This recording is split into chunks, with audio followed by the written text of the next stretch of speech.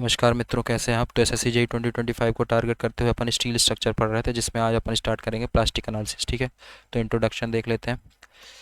Plastic analysis is used in the design of steel structure composed of various elements such as beams, frames, girders, arches etcetera. ठीक है, plastic analysis design of steel structure में use किया जाता है, जिसमें कई सारे elements होते हैं, जैसे कि बीम्स, फ्रेम्स, गिर्डर्स और आर्चेस में यूज़ किया जाता है। ठीक है, it is applied for determining the load carrying capacity और limiting load at which structure collapse.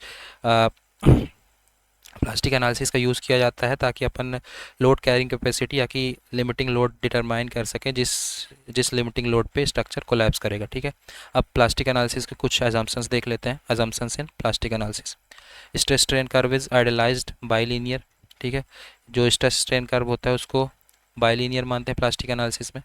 ठीक है, material is homogeneous, isotropic and follow Hooke's law. ठीक है, ये अज्यूम करते हैं।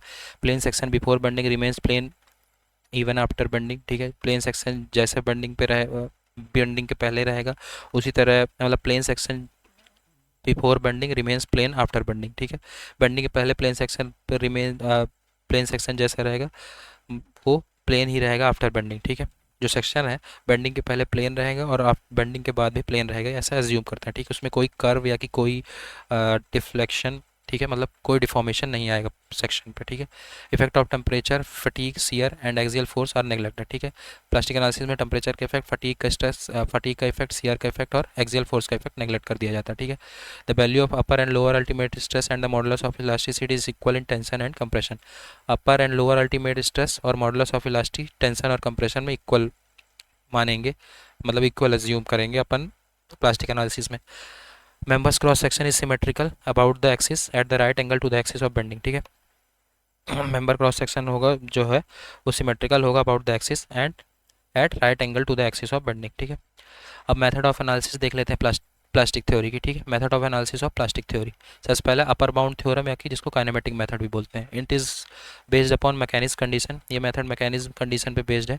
The load obtain must be either greater than और equal to the collapse load. इसमें जो लोड ऑब्टेन होगा वो कोलैप्स लोड से या कि कोलैप्स लोड के इक्वल हो या कि ग्रेटर हो उससे। ठीक है, ट्रू कोलैप्स लोड जो है शुड बी लेस और इक्वल टू अप्लाइड लोड। फिर दूसरा मेथड है स्टैटिक या कि लोअर बाउंड थ्योरम, जिसको डिटर्मिनेट मेथड भी बोलते हैं। ठीक है, it is based upon yield condition. ये यील्ड कंडीशन पे बेस्ड होता है। इसमें ट्रू कोलैप्स लोड जो होता है इट इज़ ग्रेटर और इक्वल टू अप्लाइड लोड। ठीक है, तो अपर बाउंड थ्योरम या कि काइनेमेटिक मेथड में जो ट्रू कोलैप्स लोड होता है वो लेस और इक्वल टू होता है अप्लाइड लोड के। एंड स्टैटिक या कि लोअर बाउंड थ्योरम, जिसको डिटर्मिनेट मेथड भी बोलते हैं, उसमें जो ये बेस्ड होता है यील्ड कंडीशन पे, और ट्रू कोलैप्स लोड जो होता है इसमें ग्रेटर और इक्वल टू अप्लाइड लोड होता है, और अपर बाउंड थ्योरम बेस्ड होता है मैकेनिक्स कंडीशन पे। ठीक है, अब देखते हैं कंडीशंस ऑफ प्लास्टिक एनालिसिस। प्लास्टिक एनालिसिस की कंडीशन, सबसे पहले mechanism condition. At the collapse state sufficient number of plastic hinges must be developed as to transform a part or whole of the structure into mechanism. ठीक है, collapse state में sufficient number of plastic hinges बनने चाहिए। ठीक है, ताकि अब जो पार्ट है उसको एक होल स्ट्रक्चर को एक मैकेनिज्म में ट्रांसफॉर्म करने के लिए। ठीक है, तो यह मैकेनिज्म कंडीशन। फिर equilibrium condition, this condition is to satisfy both in elastic and plastic analysis. ये कंडीशन इलास्टिक और प्लास्टिक कंडीशन दोनों में सेटिस्फाई होनी चाहिए। Resultant of all forces on the structural member shall be equal to zero. इस equilibrium conditions का मतलब वही है कि सारे रिजल्टेंट जो सारे फोर्सेस का होता है, resultant of forces in X direction is equal to zero, resultant in forces in Y direction is equal to zero, and movement in X Y direction is equal to zero. ठीक है, जितने structure member में force लग रहे हैं उसका resultant सबका zero होना चाहिए। ठीक है, फिर आता है प्लास्टिक मूवमेंट या कि यील्ड कंडीशन। तीसरा, the bending movement at any section in the structure should not be more than fully plastic movement of the section. जो बेंडिंग मूवमेंट किसी भी सेक्शन के स्ट्रक्चर में, वो फुली प्लास्टिक मूवमेंट जो होता है उससे ज़्यादा नहीं होना चाहिए। ठीक है, अब बात करते हैं प्लास्टिक मूवमेंट ऑफ रेजिस्टेंस की। ठीक है, एमपी से जिसको डिनोट करते हैं, plastic movement of resistance, the movement at which the entire cross section has reach its yield stress known as plastic movement of resistance. वो मूवमेंट जिस पे जो सारा क्रॉस सेक्शन होता है वो यील्ड स्ट्रेस तक पहुंच जाता है, उसको बोलते हैं प्लास्टिक मूवमेंट ऑफ रेजिस्टेंस। जो प्लास्टिक मूवमेंट होता है वो कैसे निकालते हैं, sigma bye into Z P. ठीक है, फिर आता है लोड फैक्टर। लोड फैक्टर क्या होता है, लोड फैक्टर होता है it is the ratio of ultimate collapse load to the working load that can be applied on the structure. ठीक है, लोड फैक्टर होता है, रेशियो होता है किसका किसका, अल्टीमेट कोलैप्स लोड का और वर्किंग लोड का, जो कि स्ट्रक्चर पे अप्लाइड किए गए हैं। ठीक है, as a factor of safety at the member largely depends upon the nature of loading, support, condition and mode of failure. ठीक है, फैक्टर ऑफ सेफ्टी के हिसाब से जो मेंबर है वो लार्जली डिपेंड करता है नेचर ऑफ लोडिंग पे, सपोर्ट कंडीशन पर, मोड ऑफ फेलियर पे, ठीक है। ये है load factor, it is the ratio of ultimate collapse load upon working load, ठीक है। And load factor is equal to M P upon M, मतलब कि plastic movement upon movement, and it is also equal to factor of safety into safe factor, ठीक है। Load factor equal to factor of safety into safe factor, तो तीनों चीज़ ध्यान रखनी है, ठीक है। अब बात करते हैं प्लास्टिक सेक्शन मॉडुलस, जिसको जेडपी से डिनोट करते हैं। Plastic section modulus assume that the entire section yields, plastic section modulus जो है जेडपी वो ये अज्यूम करता है कि इंटायर सेक्शन जो है वो यील्ड हो रहा है, ठीक है, यील्ड करेगा, ठीक है। ये फुली इलास्टिक सेक्शन, ये इलास्टोप्लास्टिक सेक्शन, ठीक है, और ये है फुली प्लास्टिक सेक्शन, पूरा प्लास्टिक सेक्शन, ठीक। तो ये है फुली इलास्टिक सेक्शन, ठीक है। अब देखते हैं एमपी की वजह से, प्लास्टिक मूवमेंट की वजह से मूवमेंट कितना होगा। तो M P is equal to sigma by into A by two into by C plus Y T, ठीक है। एंड जेड पी क्या हो जाएगा, A by two into by C plus Y T, ठीक है। तो सिग्मा बाई इंटू ये है जेड पी, ठीक है। इस तरह से एम पी निकालेंगे, ठीक है। वाई सी है कंप्रेशन साइड एंड वाई टी है टेंशन साइड, कंप्रेशन साइड और टेंशन साइड की डेप्थ, ठीक है। अब behaviour of material in plastic analysis देखते हैं। एक सेकंड थोड़ा रफ कर लें,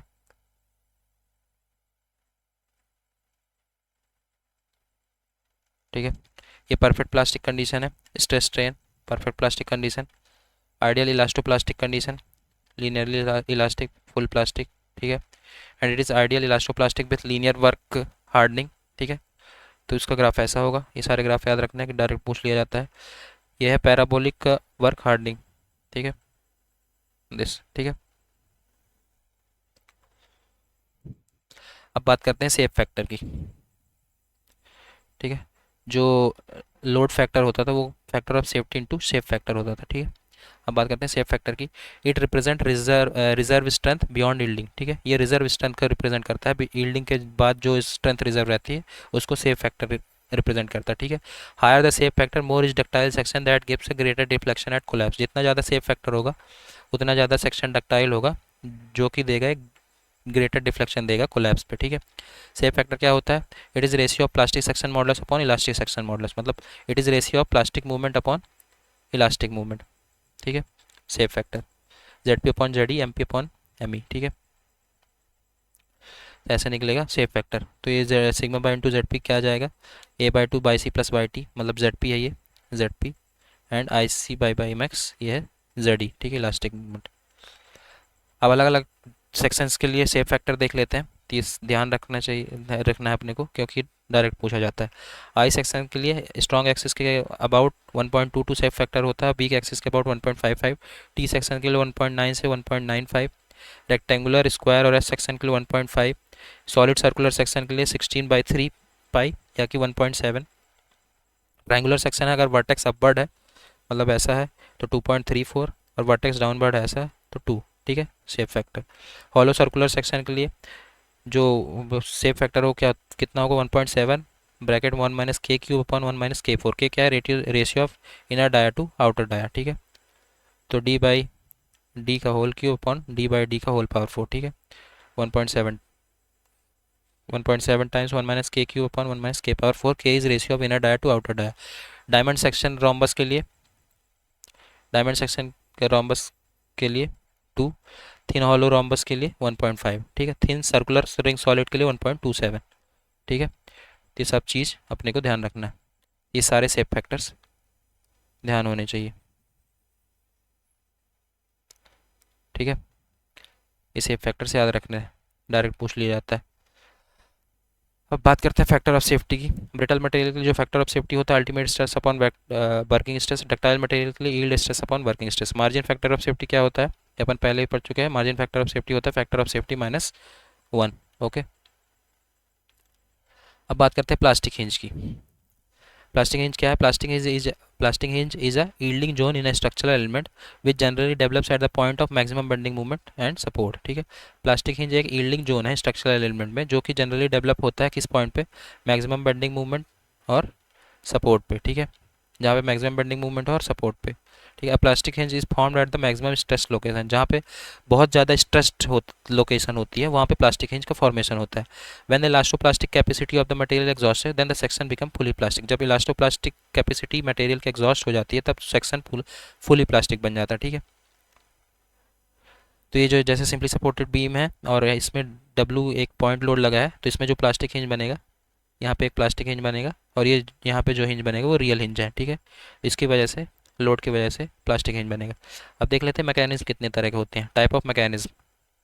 सबसे पहले आता है beam mechanism. All the load span behave as beam mechanism. Beam mechanism में सारे लोडेड स्पैन जो है, स्पैन जितने लोडेड स्पैन है सब बीम मैकेनिज्म की तरह बिहेव करेंगे। ठीक है। Sway mechanism, it is form due to lateral loads. ये लेटरल लोड्स की वजह से स्वे मैकेनिज्म बनता है। जैसे फ्रेम है, इसमें लेटरल लोड लगा है तो जो स्वे होगा, अब जो मैकेनिज्म बनेगी स्वे मैकेनिज्म होगी। ठीक है। फिर आता है जॉइंट मैकेनिज्म। जॉइंट मैकेनिज्म क्या है? Form due to action of movement. Joint mechanism बनता है मूवमेंट के एक्शन की वजह से। Gable mechanism, it is exhibited in gable frames. Gable mechanism gable frames में बनता है। ठीक है। अब कुछ नोट है वो देख लेते हैं। Any of the two independent mechanism may be coupled to form a combined mechanism. कोई भी दो इंडिपेंडेंट मैकेनिज्म कपल्ड होके एक कंपाउंड मैकेनिज्म बना सकती है। ठीक है। नंबर ऑफ मैकेनिज्म कैसे निकालेंगे? के माइनस जे। के क्या है? नंबर ऑफ इंडिपेंडेंट मैकेनिज्म, जे है नंबर ऑफ इनडिटर्मिनेसी। ठीक है। तो नंबर ऑफ मैकेनिज्म निकालेंगे के माइनस जे से। अब देख लेते हैं कौन कौन से लोकेशन में पॉइंट ऑफ प्लास्टिक हिंज हो सकता है। ठीक है। Location of plastic hinge, it is likely to form at the point of application of load, जहाँ पे लोड लग रहा है फिक्स एंड पे, जहाँ पे जीरो शियर है। ठीक है। Eight the section of sudden change in geometry, जहाँ पे वो सेक्शन जहाँ पे ज्योमेट्री सडन चेंज हो रही है, जैसे ये है, तो इस पॉइंट पे जब बनाएंगे तो इस पॉइंट पे प्लास्टिक हिंज होगा। ठीक है। जहाँ पे ज्योमेट्री सडन चेंज हो रही है। ठीक है। तो and when two section with different MP, मतलब different plastic movement meet, hinges shall be formed at the section having smaller MP. ठीक है। जब दो सेक्शन जिसकी अलग अलग प्लास्टिक मूवमेंट होगा मिलते हैं, अगर दो section with different MP is meet, तो हिंजेस वहाँ पे बनेंगे, मतलब उस साइड बनेंगे उस सेक्शन पे जिसका प्लास्टिक मूवमेंट स्मॉलर है। ठीक है। ये होगा लोकेशन ऑफ प्लास्टिक हिंज। अब देखते हैं collapse load for various type of structure. सबसे पहला स्ट्रक्चर पॉइंट लोड सेंटर पे है इन सेपरेट सपोर्टेड बीम, इसका प्लास्टिक हिंज का फॉर्मेशन होगा इधर। ठीक है। एंड कोलैप्स लोड कितना निकल के आएगा? 4 MP अपॉन एल। अपन कोलैप्स लोड निकालने के लिए भी आता है, मतलब कि क्वेश्चंस के फॉर्म में दे देगा कोलैप्स लोड निकालने के लिए। पर अगर सिंपल जैसे डायरेक्ट बोल दिया कि ये सिंपली सपोर्टेड बीम है, इसका कोलैप्स लोड बताओ, ठीक है, प्लास्टिक हिंज कंडीशंस पे, तो अपन को ये याद रहना चाहिए। ठीक है। तो अगर सिंपली सपोर्टेड बीम है, एक लोड सिर्फ सेंटर पे एक लोड लगा है, तो कोलैप्स लोड होगा 4 MP/L। ठीक है। एल क्या है? Span length. ठीक है। अगर यूडीएल है सिंपली सपोर्टेड बीम पे, तो जो कोलैप्स लोड होगा 8 MP/L²। तो ये ध्यान रखना है, डायरेक्ट पूछा जा सकता है। ठीक है।